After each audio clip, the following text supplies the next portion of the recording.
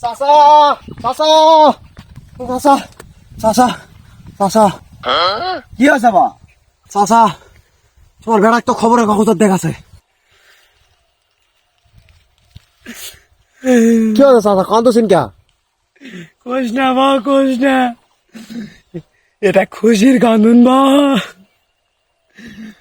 মোর চল বলে ভোরবেলা চোরা ভেবে এলাকার মানুষজনে কচল সে জায়গা কাছে খবরের কাগজত দেখাছে।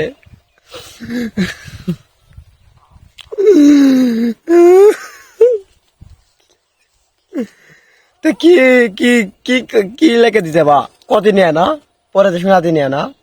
জয়পুরহাট জেলার জিতারপুর গ্রামে মোহাম্মদ নুরু হোসেনের ছেলে মোহাম্মদ ইটিজ বাবু গতকাল রাতে একটা গরু সহ র্যাবের হাতে আটক।